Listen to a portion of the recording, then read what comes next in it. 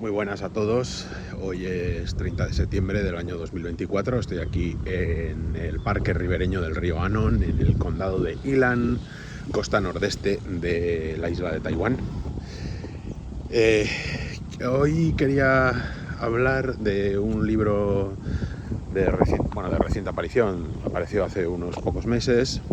Ha sido ya muy comentado en ciertos círculos.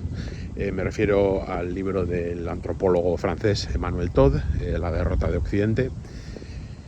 Yo creo que el que vea este vídeo seguramente ya sepa quién es Emmanuel Todd, ¿no?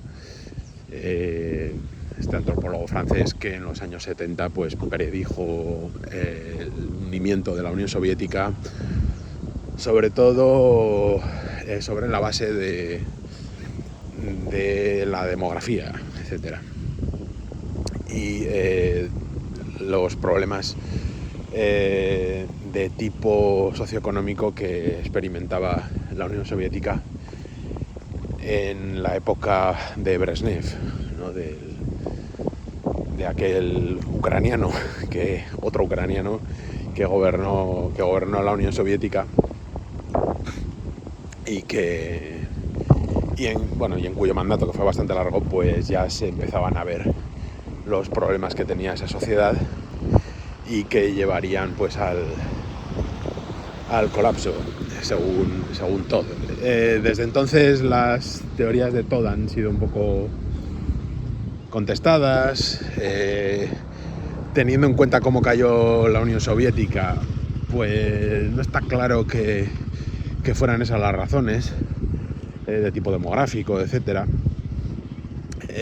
y más bien parece que aquello pues tuvo que ver con las élites y la mafia que había ahí de Yeltsin y de otros impresentables que hicieron aquella reunión en la dacha de Bielorrusia, en la que decidieron desmantelar la Unión Soviética en contra de la mayoría del pueblo soviético, que, como saben, pues se había celebrado un referéndum en el que casi un 80% aproximadamente estaban a favor de mantener la Unión. Bueno, todo eso se mandó al garete en esa reunión de la dacha de Bielorrusia entre Yeltsin y los dos líderes de las repúblicas soviéticas de Ucrania y de Bielorrusia. Se agarraron ahí una borrachera de aquí te veo. El documento en el que acordaban desmantelar la Unión Soviética apareció en una papelera por ahí y lo encontró la señora de la limpieza al día siguiente. Bueno, en fin, todas estas cosas tan graciosas. Y, en fin, aquello pues fue un poco extraño. Pero bueno, el caso es que Emmanuel Todd pues desde entonces goza de bastante prestigio.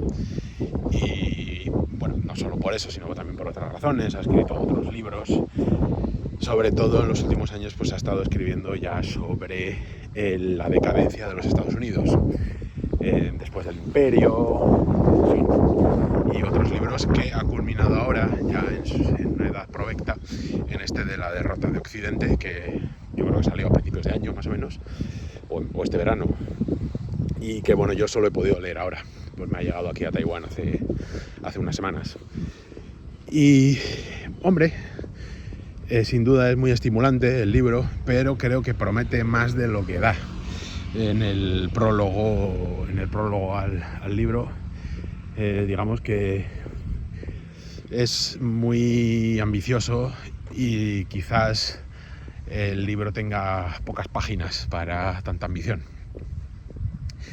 También, bueno, básicamente hay varias ideas directrices en el libro de Todd, en el que señala que Occidente pues está a punto de ser derrotado, y va a ser seguramente derrotado, porque hay una serie de problemas estructurales que ya no tienen marcha atrás, sobre todo en la sociedad y en el sistema político de los Estados Unidos, aunque también, por supuesto, en el europeo. Y tienen que ver con dos ideas básicas. Una, la demográfica, no solo se trata de la caída de la natalidad y del recurso a ciertas pautas de inmigración, etcétera, etcétera, sino que esto está combinado con la caída, según él, del protestantismo, un protestantismo de tipo presbiteriano metodista, que ahora mismo estaría en un estadio cero, en un estadio de religión cero. Marca él 3 estadios de religión desde el punto de vista sociológico: un protestantismo fuerte, una religión zombie y una religión cero. Y ahora estaríamos ya en la fase de religión cero en los Estados Unidos y en Europa, mientras que en Rusia, por ejemplo, y algunos otros países del este estarían en estado de religión zombie. Y también en el sentido de que Rusia, por esta razón y por otras, pues todavía mantiene la estructura de un Estado-nación fuerte. Esto lo dice Manuel Todd, pues en contra de otras teorías sobre lo que sería Rusia, que incluyendo aquí a China, que serían estados civilización o continentes civilización, una cosa así, tipo Alexander Dugin o también Zhang Weiwei en China, ¿no?, que habla de China como un estado civilizacional. Bien, yo en este sentido también tengo mis críticas a esas teorías, pero bueno, no es este el vídeo en el que lo voy a hablar. Manuel Todd habla de Rusia todavía hoy como un estado-nación fuerte porque está en un estado de religión zombie, en el, digamos, que esto se podría equiparar a la religión civil de Barrón, de la que hablaba también Gustavo Bueno, ¿no?, en el que igual pues los ciudadanos en su gran mayoría ya no creen realmente en esos dogmas, etcétera, pero siguen manteniendo unas estructuras morales, siguen manteniendo también unas estructuras de tipo estético, por decirlo así, en el que pues todo un colectivo se puede sentir identificado, y eso ayuda a la nación a mantenerse fuerte.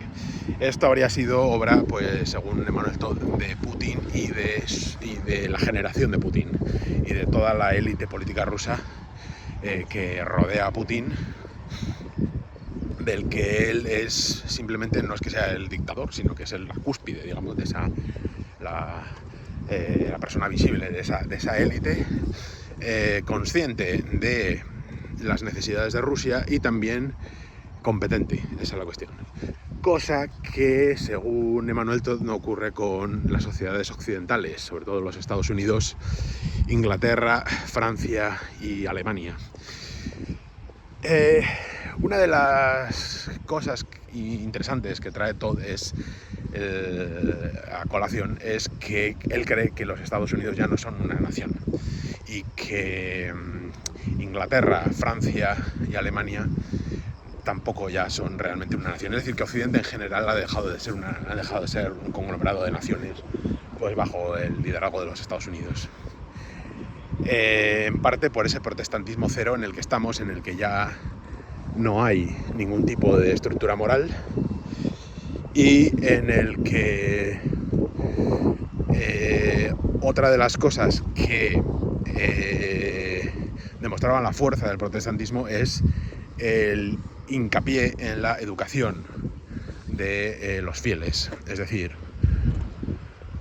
el protestantismo que se lleva a los Estados Unidos es un protestantismo de tipo calvinista, de tipo metodista, etcétera, en el que se hace mucha hincapié en la educación, porque, como saben ustedes, el protestante, para poder salvarse, tiene que leer la Biblia, tiene que leerla él directamente para poder iluminarse, en fin, todo este tema. Claro, esto requiere que sepan leer y escribir, requiere que sepan leer, sobre todo, para poder leer la Biblia, iluminarse y salvarse.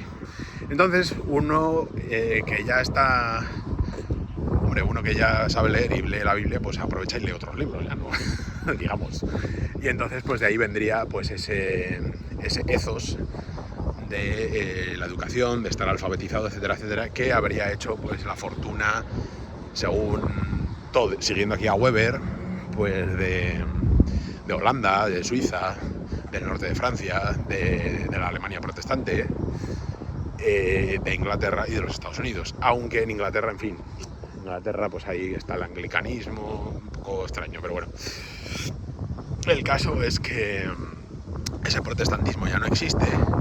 La etapa zombie del protestantismo estadounidense habría venido después de la Segunda Guerra Mundial, en ese revival religioso de los años 50, etcétera, pero ya con la caída de la Unión Soviética y sobre todo a partir de los 80, ¿no? Con la relajación total de costumbres, etcétera, y la financiarización de la economía estadounidense, el protestantismo y la religión ha llegado a su fase cero en los Estados Unidos, es decir, en la que ya no hay gusto, ni necesidad, ni ethos y el hincapié puesto en la educación, ni hay estructuras morales de ningún tipo que se puedan observar en la élite de Washington.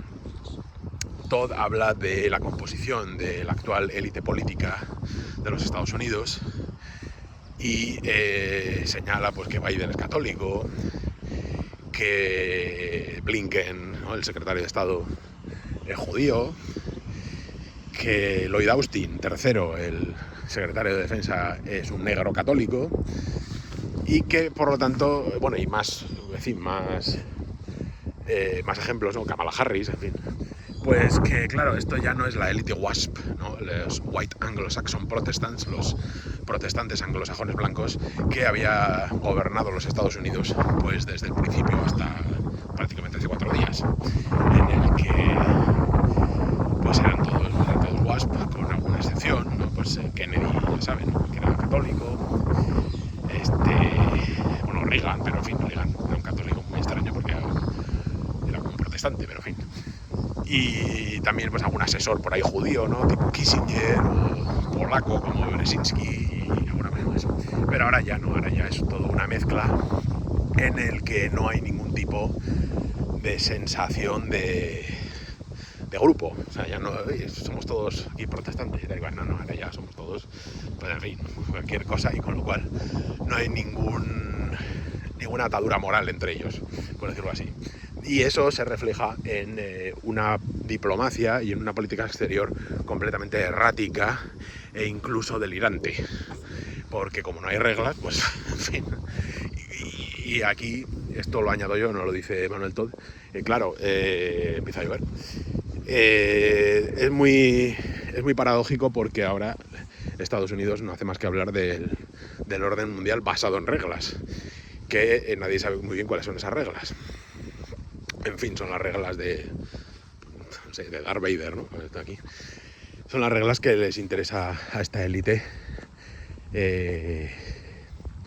imponer en su momento. Bueno, Emmanuel Todd también habla de cómo esa esclerosis de las élites políticas también tiene su reflejo en las élites económicas y en la estructura del capitalismo actual norteamericano, que básicamente pues es un capitalismo financiero en el que el peso de los sectores no productivos, es decir, las finanzas, es decir, el sector servicios, es decir, el funcionariado ligado al Departamento de Estado y al Departamento de Defensa, es decir, funcionarios pues de los servicios de inteligencia y toda la maraña de fundaciones think tanks que pululan por Washington DC, y todos sabemos cuáles son, en fin, y que son los que están más interesados en mantener una política exterior delirante como la que hay ahora, porque más trabajo tendrán, en fin, y eso mueve millones y millones de dólares, en fin. Es decir, que la economía real, la que produce cosas de verdad, cosas que se pueden tocar, se ha reducido en los Estados Unidos una barbaridad, y eso no ha ocurrido en Rusia y muchísimo menos en China y en otros países de aquí, de esta zona del mundo, donde sí se producen cosas. Un ejemplo, que no lo pone todo, lo pongo yo. Aquí en la isla de Taiwán, el peso de la industria con la que se producen cosas, es del 34% en la economía. Estados Unidos no llega ya al 20%. En España y otros países europeos está en el 12. Para que nos hagamos una idea de la escala. Bueno, pues eso da la medida de que los indicadores económicos que normalmente vemos en los periódicos y en los medios de comunicación tradicionales sobre la economía de los Estados Unidos y de Europa, pues son básicamente falsos. Es decir, una gran porción del PIB norteamericano es un PIB falso. Allí se cuentan las finanzas, se cuenta el sector servicios, se cuentan los dólares que hay por ahí por el mundo, pero la economía real, que es la productiva, la agricultura y la industria, pues está muy, muy, muy reducida y palidece, digamos, en comparación proporcional con los países verdaderamente industriales, que están sobre todo por esta parte del mundo, como digo, también un poco en Europa del Este y en Rusia, que Emmanuel Todd pone al principio del libro como ejemplo de la falsedad de nuestros indicadores económicos. Es decir, ¿cómo es posible que si se tienen solo en cuenta el PIB, el Producto Interior Bruto de los países, cómo es posible que un país como Rusia y Bielorrusia conjuntamente solo hacen el 3% del PIB de los países de la OTAN? ¿Cómo es posible que este país pues sea capaz de producir más del doble de munición y de armas que todos los países de la OTAN conjuntamente? Es decir, aquí falla algo, obviamente. ¿Cómo es posible esto? Que es lo que hemos estado viendo en estos 2 años. Bueno, pues se explica precisamente por qué el PIB es un indicador falso y la economía occidental está hiperinflada en sus cifras. Bien. En fin, a lo largo de todo el libro nos vamos a encontrar este tipo de análisis. Yo creo que a veces un poco descoyuntado, a veces un poco contradictorio, pero bueno, más o menos los análisis van así. Y ya para terminar, para no hacer eterno este comentario, pues decir que Emmanuel Todd empieza con un prólogo en el que resume un poco de lo que va a hablar, dedica un capítulo a Rusia, un capítulo a Ucrania, un capítulo a Europa del Este,